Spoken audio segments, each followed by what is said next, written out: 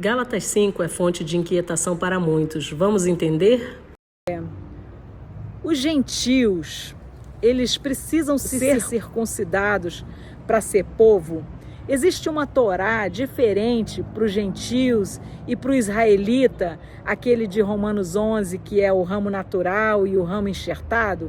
Aquele gentio, digamos, evangélico, que não tem a Torá por qualquer motivo, né, e que acha que ele tem um grupo de instrução própria, diferenciada, assim como haviam regras e instruções que eram só para levitas, seria assim também com os cristãos que não se identificam, não seguem muita coisa na Torá e entendem que não precisam seguir essas coisas na Torá. É bem complicado, porque Yeshua, nele nós temos expressamente dito que nada, nenhum pontinho, nenhum tracinho passaria da Torá até que céus e terras passassem.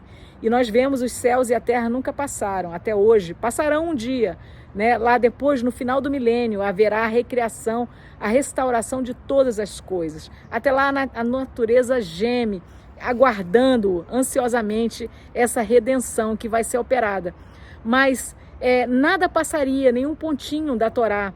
E quem ensinasse contrariamente à Torá seria vão ou inútil no reino de Deus. Está lá em Mateus 5, no Sermão da Montanha. Tudo isso que eu estou falando. Então, e também... Não há uma única instância na Torá em que o estrangeiro que viva no meio do povo, com intenção de ser povo, seja diferenciado do natural da terra. Ao contrário, é afirmado muitas e muitas vezes que a mesma Torá haverá para ele. Êxodo 12:49 diz: uma mesma lei, Torá, haja para o natural e para o estrangeiro que peregrinar entre vós. Números 15:16. Um mesmo estatuto haja para vós, ó congregação, e para o estrangeiro que entre vós peregrina, por estatuto perpétuo nas vossas gerações, como vós, assim será o peregrino perante Yod-He-Vav-He. Números 15:29. Para o natural dos filhos de Israel e para o estrangeiro que no meio deles peregrina, uma mesma Torá vos será, para aquele que isso fizer por erro. Levítico 24:22. Uma mesma lei, Torá, tereis, assim será o estrangeiro como o natural, pois eu sou Yod-He-Vav-He, vosso Deus. E o mandamento da circuncisão em Pêssar, Números 9:14. Quando um estrangeiro peregrinar entre vós e também celebrar a Pêssar, a Yod-He-Vav-He, segundo o estatuto da Pêssar e segundo o seu rito, assim a celebrará. Um mesmo estatuto haverá para vós, assim para o estrangeiro como para o natural da terra. E sabe o que mais?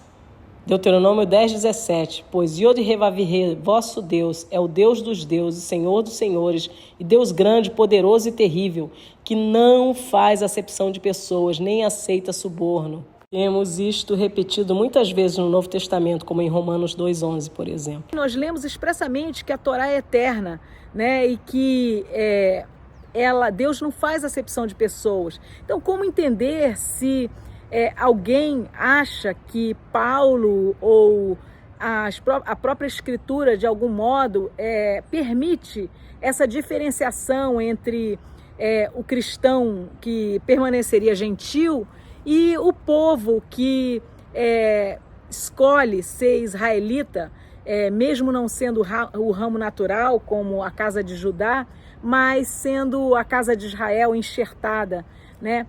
O que eu tenho a dizer sobre isso? Vamos entender Paulo em Gálatas e as questões. Mas o gentil é obrigado a se circuncidar? Porque Paulo parece que claramente, por exemplo, em Gálatas, ele diz que se alguém se deixar circuncidar, ele decai da graça.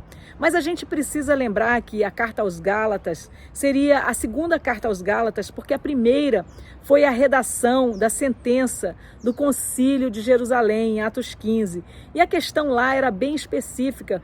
Por quê? Porque as pessoas da Galácia, eles estavam debatendo que sem circuncisão, os gentios que estavam se achegando à fé, eles não poderiam ser salvos. E o que Paulo vai mostrar nos seus escritos é que Abraão foi salvo antes de ter sido circuncidado. e não por causa da circuncisão, que a circuncisão é um sinal físico de algo que precisa ser operado no coração, já que se a circuncisão for meramente da carne, ela é igualzinha à incircuncisão. Porque a circuncisão que realmente interessa é aquela do coração, né? Porque isso sempre foi o projeto. Deuteronômio 10:16, Ezequiel 36:26, Jeremias 31 em diante. Então, veja o que está escrito em Deuteronômio 30:6 como uma promessa. Yod-Heh-Vav-Heh, teu Deus, circuncidará o teu coração e o coração da tua descendência, para amares a Yod-Heh-Vav-Heh, teu Deus, de todo o teu coração e de toda a tua alma, para que vivas. Na Torá, a razão pela qual o Pai nos dá os símbolos físicos é para que nós entendamos o abstrato, que é espiritual, e isto sem o perigo de distorção por gurus. E a Torá prescreve que tudo que façamos precisamos fazer espontaneamente e com coração alegre.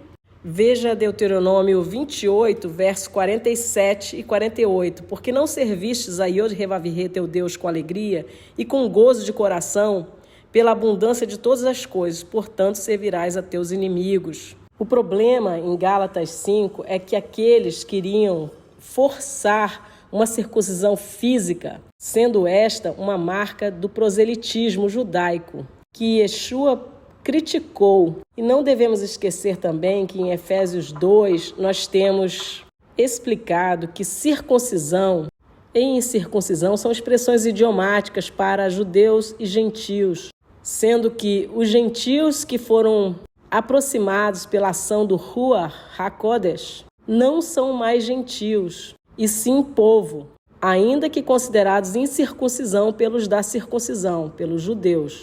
A veemência de Paulo para que os gentios achegados não se deixassem circuncidar pela razão errada, isso equivaleria a uma tentativa de se auto-justificar. A justiça própria sem Mashiach por algo que alguém possa fazer não é instrução da Torá. Na verdade, a nova aliança é a circuncisão do coração, e isso plenamente operado é e sempre foi o propósito do mandamento da circuncisão, né? Afinal de contas, se o projeto é que haja um casamento real, em essência, de nada adianta Deus dizer, olha, usa a aliança que está tudo certo, se a pessoa não for fiel, né? Porque é a fidelidade que realmente demonstra que houve um casamento naquilo que interessa de alma, né? Não é o símbolo que garante, mas a essência. Então, quando me perguntam se o gentil precisa cumprir a Torá da circuncisão ou ele estaria liberado, como parece que Paulo diz, sim, nenhum incircunciso pode comer a Páscoa. E somente estarão com Yod-Heh-Vav-Heh, seu filho Yeshua, os circuncidados, mas não necessariamente os circuncidados no prepúcio, mas os circuncidados no coração. Esta é a circuncisão que não pode faltar. Esta é a circuncisão que não pode faltar. No natural é apenas para ensinar que algo deve ser operado também no espiritual, mas se você fizer só no natural, ela é equivalente à incircuncisão, como o próprio Paulo explica. E o que ocorre? Paulo diz lá em Colossenses que os gentios, eles não precisam se deixar circuncidar, ainda mais porque os judaizantes, eles dizem que, eles imaginam, sem circuncisão não haverá salvação.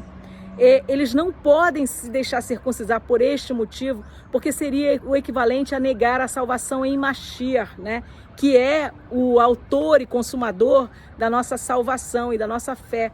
E que os gentios que são achegados, eles são achegados pelo próprio poder do Ruach, e eles são circuncidados pela circuncisão sem mãos, que está lá escrito no livro de Colossenses.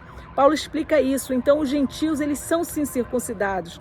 E como está lá expresso em Atos 15, 21, conforme eles frequentem as sinagogas e eles estudem e aprendam a Torá de Moisés, em todas as cidades onde eles estão espalhados, eles aprenderão sobre tudo o que Moisés ensina e desejarão até a cumprimento de toda a instrução, porque um pai, ele não instrui o filho em benefício próprio, e sim para o benefício do filho.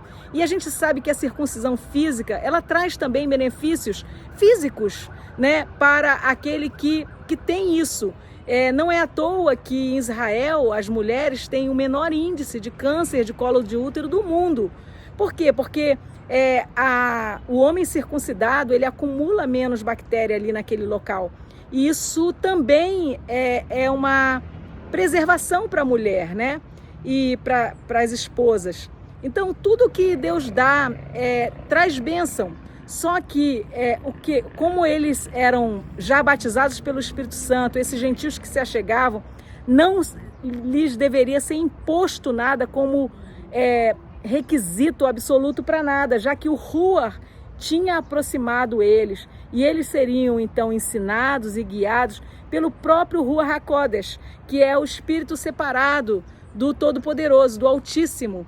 E aí eles aprenderiam e desejariam, como nós devemos desejar, cumprir e viver toda a instrução, porque é um caminho que traz vida e vida abundante, não só no porvir, mas já agora, né? É isso que nós precisamos entender e buscar, assim, com todo o nosso ser, viver, porque tudo que o Pai dá é para o nosso bem. Então, para resumir, o gentil, ele precisa ser circuncidado para ser povo? Sim. Ele pode não ser circuncidado no prepúcio e não deve ser forçado a fazê-lo, porque ele foi circuncidado por algo que é superior, que é a circuncisão do Ruach HaKodesh, operada sem mãos humanas, pelo próprio Deus, né? Que esse é o alvo, inclusive, da circuncisão física, que de nada vale se não for acompanhada da circuncisão do coração. E ele deve, então, dali por diante, também buscar viver em obediência, de modo a circuncidar o seu filhinho no 8º dia, o seu menino que nascer deverá ser circuncidado no 8º dia, conforme estabelecido por Moisés, né? Por Deus através de Moisés, melhor dizendo, porque a instrução é para o nosso bem e também se trata da identidade de um povo. E Deus só tem um povo. Paulo diz na carta aos Efésios que quando éreis gentios, então quem permanece gentil, de fato, tem o risco de não ser povo. É claro que não sou eu a juíza disso, já que é uma lei escritural do Altíssimo de que o Pai, ele não leva em conta o tempo da ignorância e cada um vai ser cobrado por aquilo que sabe ou deveria saber da Torá. Então, a quem menos é dado, menos será cobrado. A quem mais é dado, mais será cobrado. O que nós não podemos fazer é endurecer os nossos corações, virar as nossas costas à instrução. Porque está escrito em Provérbios 28:9 que aquele que rejeita a instrução, a Torá de Deus, até a sua oração é abominável. Então devemos temer e buscar conhecer a verdade. Aliás, foi Yeshua que orou: Pai, santifica-os na verdade, a tua palavra é a verdade. Pensem nisso, busquem saber e entender que há uma única Torá, há um único povo e há um único caminho, que é Mashiach Yeshua. E o nosso dever é buscar isso e guardar isso e compartilhar isso, que é o amor de Deus puro, com todos aqueles que cruzarem o nosso caminho. E assim eu me despeço dizendo Shalom.